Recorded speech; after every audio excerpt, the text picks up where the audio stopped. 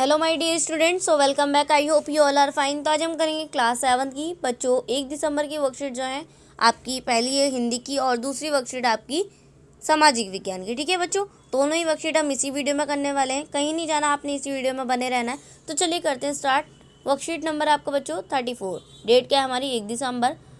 विद्यार्थी के नाम में आपका नाम आएगा, कक्षा अध्यापक में आपकी टीचर का। प्यारे बच्चों, आज हम कंचा नामक पाठ का पहला अंश पढ़ेंगे। यह पाठ एक कहानी है जिसके लेखक टी पद्मनाभन हैं।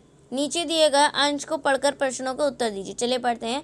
वही नीम के पेड़ की घनी छाँव से होते हुए सियार की कहानी का मजा लेता आ रहा था। हिलते डुलते उसका बस्ता दोनों तरफ झूलता खनकता था। स्लेट कभी छोटी शीशी से टकराती तो कभी पेंसिल से। वह सब उस बस्ते के अंदर टकरा रहे थे, मगर वह ना कुछ सुन रहा था ना कुछ देख रहा था। उसका पूरा ध्यान कहानी पर केंद्रित था। कैसी मज़ेदार कहानी कोए और सियार की। सियार कोए से बोला, प्यारे कोए, एक गाना गाओ ना, तुम्हारा गाना सुनने के लिए तरस रहा हूँ। कोए ने गाना गाने के लिए मुंह खोला तो रोटी का टुकड़ा ज़मीन पर गिर पड़ा। सियार उसे उठाकर 9 2 11 हो गया। वह ज़ोर से हंसा। बुद्धू कोआ। वह चलते चलते दुकान के सामने पहुंचा। वह अलमारी में कांच के बड़े बड़े जार कतार में रखे थे। उसमें चॉकलेट, पिपरमिंट और बिस्कुट थे। उसकी नज़र उसमें से किसी पर नहीं पड़ी। क्यों देखें, उसके पिताजी उसे यह चीज़ बराबर ला देते हैं। ठीक है, तो बच्चों क्वेश्चन नंबर फर्स्ट आपका, अनुमान लगाइए कि कहानी में वह कौन है और उसकी नज़र किस जार पर पड़ी। उसमें क्या है, तो आप लिखेंगे कहानी में वह एक स्कूल जाता बच्चा है, उसकी नज़र जिस जार पर पड़ी उसमें कंचे थे। ठीक है, चलिए क्वेश्चन नंबर नेक्स्ट है आपका, वह कौन सी कहानी का मज़ा ले रहा था। तो बच्चों आप लिखेंगे वह कौवे और सियार की कहानी का मज़ा ले रहा था। थर्ड है आपका, सियार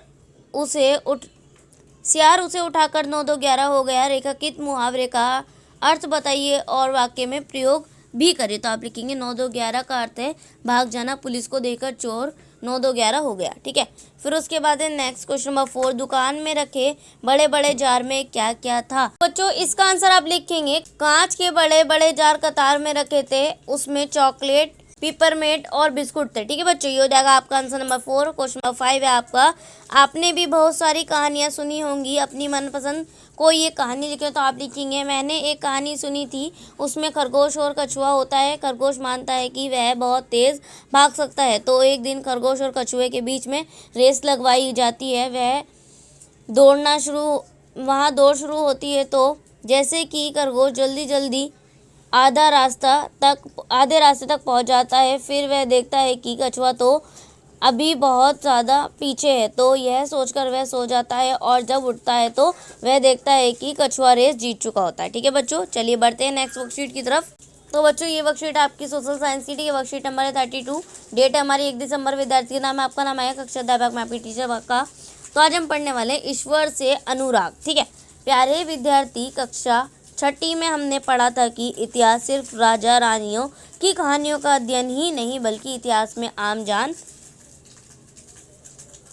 समरकों एक साहित्य के इतिहास को भी पढ़ते हैं। आज जिस अध्ययन को हम पढ़ना शुरू करने वाले हैं वह इतिहास में भक्ति काल के नाम से जाना जाता है। हम यह पता लगाने की कोशिश करेंगे कि इस समय के संतों, लेखकों, नारियों व विभिन्न जातियों धर्मों के लोगों का जीवन कैसा था। विभिन्न दर्शन व जीवन पद्धति के विषय में उनका क्या नज़रिया था। चलिए पढ़ते हैं। प्यारे विद्यार्थी, आपने लोगों को पूजा पाठ करते अथवा भजन कीर्तन या कव्वाली गाते या चुपचाप ईश्वर के नाम का जप करते हुए देखा होगा। आपने यह भी गौर किया होगा कि उसमें से कुछ तो इतने भाव विभोर हो जाते हैं कि उनकी आंखों में आंसू भर आते हैं। ईश्वर के प्रति ऐसा प्रेम भाव या गहरी भक्ति उन विभिन्न प्रकार के भक्ति तथा सूफी आंदोलन के देन है जिनका 8वीं शताब्दी मध्यकाल से उद्भव होने लगा।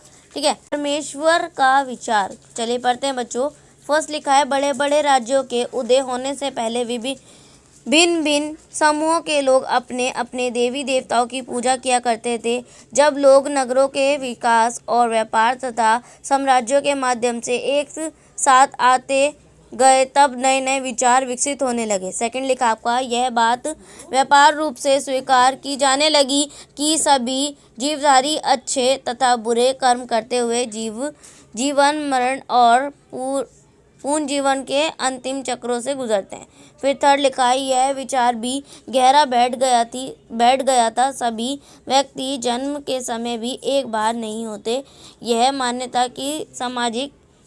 मान्यता की सामाजिक विशेष अधिकार किसी उच्च परिवार अथवा ऊंची जाति में पैदा होने के कारण मिलते हैं, कई पंडितपूर्ण ग्रंथों का विषय था।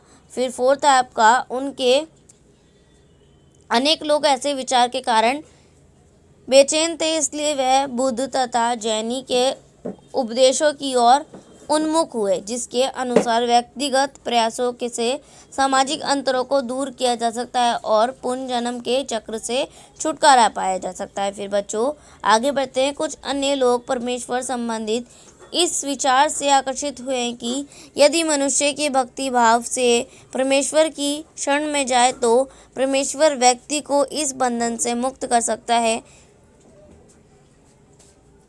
श्रीमद्भगवद्गीता में व्यक्त यह विचार सामान्य सन ईस्वी सन की प्रारंभिक शताब्दियों में लोकप्रिय हो गया था। ठीक है, फिर उसके बाद है, विविध धार्मिक अनुष्ठानों के माध्यम से शिव, बुद्ध तथा दुर्गा को परम देवी देवताओं के रूप में पूजा जाने लगा। साथ साथ भिन्न भिन्न क्षेत्रों के पूजे जाने वाले देवी एवं देवताओं को शिव, विष्णु या दुर्गा का रूप माना जाने लगा। ठीक है, फिर उसके बाद नेक्स्ट है, स्थानीय मिथक तथा किस्से कहानियाँ